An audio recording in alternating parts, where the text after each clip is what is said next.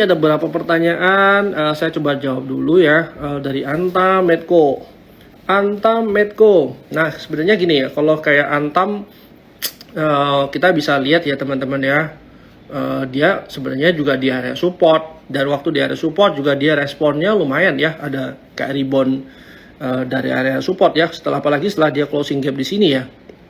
Nah, berarti sebenarnya yang perlu kita tunggu adalah benar-benar reversal yang lebih clear nih. Memang ini nih salah satu tanda kalau marketnya udah mulai slowing down ya penurunannya. Nah, seperti ini sebenarnya tanda-tanda kalau marketnya mungkin siap-siap untuk rebound.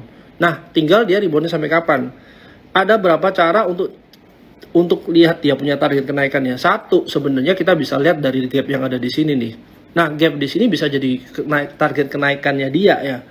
Yang kedua, kita bisa lihat dari target, menurut saya ya, kalau naikannya kurang lebih ya sampai angka 2270, berarti basically kita punya kesempatan untuk nikmatin dia punya kenaikan sekitar 15-20% lah ya, kalau pas dia dapat di harga ideal.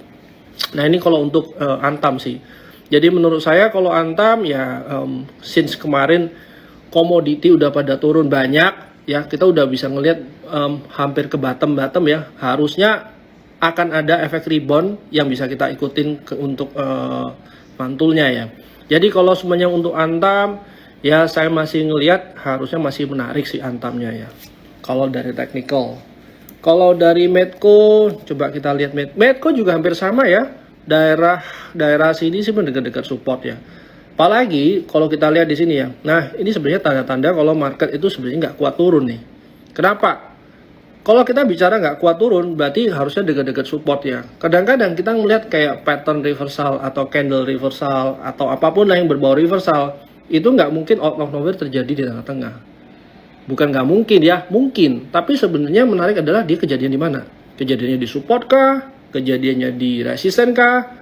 Atau kejadian di angka-angka kayak harmonic, kayak semuanya Fibonacci lah, atau semuanya harmonic pattern. Nah, itu sebenarnya yang patut kita lihat. Nah, kalau dari sini kita bisa lihat ya, dari Medco sendiri ya, ini daerah support yang pertama, yang kedua secara fundamentals harusnya aman ini, termasuk cukup murah ya teman-teman ya. Karena apa? Karena dia masih aman mineralnya kan mau IPO tuh ya. Nah, dari aman mineral mau IPO, sekarang kira-kira Medco-nya punya berapa persen? Sekarang 20% ya, 23% something lah. Nah, berarti apakah dengan market cap sekarang itu dia termasuk kemahalan atau kemurahan ya? Ya, tunggu saya lihat dulu. Nah, ini IPO market cap si aman 129T. Medco-nya punya 23%. Amannya berarti kurang lebih ya sekitar 29,6T ya. Padahal market sekarang Medco itu cuma 22T. Nah, termasuk menarik nggak? Nah, dari situ kita bisa lihat combine dengan dengan teknikalnya dia udah disupport sih. Jadi harusnya kalau area-area sekarang nih, kalau dia ada rebound atau pas ada di area support, yang kita perlu jaga adalah resikonya. Resikonya kurang lebih sekitar 8,9 ya, 9% lah. Seenggak-enggaknya resiko 9%, reward yang kita dapat minimal itu 1:1 atau minimal 1:2. Dari sini kita bisa lihat dia punya rewardnya sekitar 1:3,5 ya teman-teman ya. Nah, itu sih kalau untuk Medco. Nah, mungkin yang ADMR yang saya nggak begitu tertarik ya, karena overall kita masih lihat dia masih downtrend. Overall ini downtrendnya clear banget. Terus memang kalau kita lihat ini apa ya, di harmonic pattern namanya ABCD pattern nih. Penurunannya yang sini sama di sini hampir sama. Nah, tinggal apakah ada reversal? So far itu nggak ada sign of reversal dari ADMR. Jadi mungkin ya secara teknikal lebih baik kita tunggu dulu deh sampai dia benar-benar reversal ya. Auto. Nah, auto mungkin lebih menarik sebenarnya. Ya, cuman kemarin saya sih coba tawar di 1000 ya, 1900 ya. Cuman nggak dapat nih teman-teman ya. Jadi kalau saya lihat dari trennya, ini sebenarnya clear ya, dia masih uptrend juga teman-teman ya. Nah, cuman uptrendnya ini sampai kapan? Nah, ini kembali lagi nih teman-teman, karena kita udah di ARB 15%. Nah, perlu teman-teman cari tahu adalah resisten paling jauhnya kemana sih. Kalau memang masih jauh dari resisten, mungkin masih ada upside yang bisa dinikmatin ya. Tapi kalau enggak, sebenarnya teman-teman harus sadar ya, ini udah rally berapa persen nih year to date ya. Coba ya kita lihat dari sini, dari 2023 aja ya. Oke, dari sini deh. Dari Februari 2023 ini udah running 62%. Nah, berani nggak kalau semuanya kita masuk paham yang udah running 62%, terus berharap dia naik lebih tinggi lagi? Akan lebih gampang ya kita cari barang yang masih di bawah untuk running lebih tinggi, daripada kita berharap barang yang udah tinggi untuk naik lebih tinggi lagi. Ya itu sih kalau untuk auto. Apakah trennya masih bagus diikutin? Sebenarnya belum ada tanda-tanda dia pelemahan ya, atau belum ada structure market yang berubah. Jadi sebenarnya kalau teman-teman mau masuk ke sini, ya jaga risikonya aja. Memang risikonya kurang lebih 10% ya teman-teman ya. Tapi untuk rewardnya juga hampir 1:2 lah ya kalau kita masuk di harga 1.900 ya. Jadi itu sih kalau menurut saya auto ya. Sama nih kalau kayak Adaro, hampir sama ya jawabannya. Kalau kita lihat ya, memang ada technical rebound. Sumpamanya kita lihat ada technical target lah ya untuk ke area-area gap yang ditinggalin ya. Tapi balik lagi nih, ini penurunannya masih kenceng juga ya, walaupun kita bisa lihat ini oversold area, tapi belum ada momentum divergence untuk dia reversal, terus juga belum ada tanda-tanda dari secondary trend dia berubah ya. Walaupun sebenarnya secara revenue, coba kita lihat earningnya. Earning dari Adaro. Kalau earning dari Adaro sebenarnya relatif turun ya teman-teman ya, dibandingin ya 180, 385 ya, memang dia relatif turun ya teman-teman, tapi masih oke ya. Cuman apakah secara teknikal mendukung? Ya kita masih lihat teknikalnya belum ada clear reversal ya teman-teman. Jadi mungkin akan lebih wise kalau kita tunggu dia reversal sih. Highs, nah highs ini kemarin saya juga suka nih highs ya. Nah area-area sekarang sebenarnya kemarin di 230 tuh kita bisa coba masuk sih. Apalagi ini masih di bawah ya, harusnya pas di bawah-bawah kemarin 11% risiko itu kita bisa ngambil minimal ya upside 11% atau sampai 272 aja itu masih bisa dapat sih. Kalau untuk highs silonya yang mungkin saya belum lihat lagi silo. Oh sama ya, ini masih uptrend juga, tapi kalau suruh pilih highs atau silo mungkin saya lebih pilih highsnya. ADRM, emang ADMR mungkin ya. ADMR tadi udah dibahas ya, ADRM saya belum pernah lihat sih. ITMG sebenarnya lumayan banyak ya pertanyaan soal coal nih ya.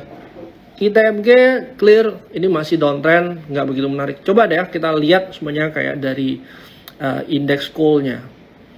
Indeks coal ini turun terus, yes dia turun terus. Mungkin lebih enak kita lihat dari gini ya. Nah turun terusnya sebenarnya kita bisa lihat ya.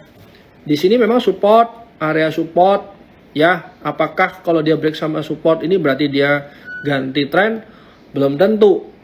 Key-nya sebenarnya depends on gimana dia breaknya. Kalau dia breaknya agresif atau breaknya kayak malu-malu gitu ya, kecil gitu. Nah itu sebenarnya kita bisa baca beda. Waktu dia breaknya agresif itu sebenarnya impulsif ya. Chance untuk dia reversal itu agak berat. Tapi kalau breaknya kecil itu sebenarnya kita nggak bisa anggap dia udah break dari support ya. Tinggal apa yang bakal terjadi di sini dari secondary trendnya ya. Tapi so far belum ada clear reversal.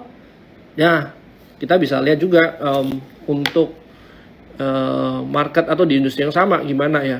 Tadi kita udah lihat Adaro juga masih belum reversal. Dari ITMG juga ITMG-nya malah lebih parah ya. ITMG-nya malah lebih kenceng gini ya. Jadi mungkin tunggu aja teman-teman ya. Area-area support major yang bisa kita perhatiin. Tentunya perlu waktu ya untuk dia reversal. Jadi mungkin belum dulu ya. Even kayak Bumi. Wah, Bumi malah ada ini ya. Malah ada reversal ya. Bukan reversal sih. Malah ada rebound ya. engulfing ya, tapi dia punya volume juga lumayan gede ya.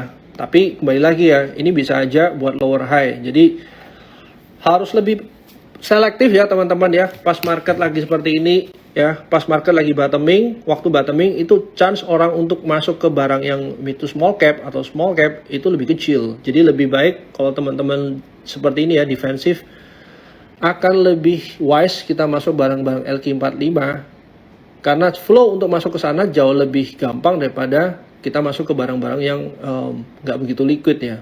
Kenapa? Fund ini problemnya bukan untung besar dulu ya. Yang paling penting buat mereka adalah waktu mereka masuk mereka bisa keluar. Nah, kita bisa lihat di sini nih. Bumi sebenarnya masih downtrend. Walaupun kemarin dia punya sentimen tuh saling masuk ya. Tapi balik lagi nih. Faktanya ya barangnya masih turun nih. Jadi kalau kita mau maksa untuk masuk ke sini pas market lagi turun, ya sebenarnya kan untung-untungan jadinya karena kita nggak ada garansi dia bakal reversal atau naik ya. Sama juga dengan BRMS ya, tapi kita bisa lihat ya turunannya di sini ya. Oke, sebenarnya key-nya seperti ini. Kalau kita lihat waktu dia break low dari sini nih, dia breaknya kencang ya. Kalau dia breaknya cuma kecil di sini, sebenarnya kita bisa ngomong buat lower low-nya seberapa jauh daripada low sebelumnya. Nah, ini chance kalau semuanya dia reversal lebih gede. Nah, untuk sekarang BRMS belum ada good sentiment juga. Buy technical juga masih belum reversal. Jadi mungkin untuk masuk sini saya mungkin skip dulu sih ya. Kalau mau dilihat barang apa yang lebih menarik ya, saya masih melihat sebenarnya consumer ini masih lebih menarik diperhatiin ya. Apalagi kalau kayak Unilever ini sebenarnya juga ada gap area yang lumayan gede sih yang di close, yang bisa di chance untuk ditutup ya. Nah, let's say saya coba masuk hari besok ya. Seenggak-enggaknya kalau saya mau jaga risknya aja sampai 4290, seenggak-enggaknya nih kita bisa lihat ya 10% upside. Kalau sebenarnya duitnya gede di sini lebih gampang kita, atau saya lebih safe masuk ke sini ya. Dan target gap berikutnya ada di area 18%. Nah, jadi barang-barang kayak gini sih saya lebih suka pas market lagi jelek ya. Nah, ini mungkin untuk Unilever sih. Era kemarin sempat naik ya teman-teman ya kalau kita lihat. Tapi overall kita masih lihat ya chance untuk dia buat bergerak dalam channel yang seperti channel ini masih ada chance dia penurunan ya. Apalagi ya teman-teman ya bisa lihat ya kalau objektif sebenarnya sejak dia terakhir itu nggak pernah buat new high loh. Ini kan secara structure market bukan menunjukkan dia lagi uptrend. Jadi kalau kita mau masuk pas tangkap pisau jatuh, tangkap aja pas di bawahnya low atau di bawahnya supportnya. Nah, waktu dia di bawah support kita nangkep pisau jatuh, ya kita otomatis jangan berharap dia buat higher high dong. Harapannya paling logis adalah kita masuk dan targetnya mungkin dia buat lower high ya. Nah, itu sih lebih ke sana sih kalau saya ya. Adaro tadi sudah, ADMR sudah. Coba kita lihat MDKA. Nah, ini mungkin lebih menarik nih MDKA.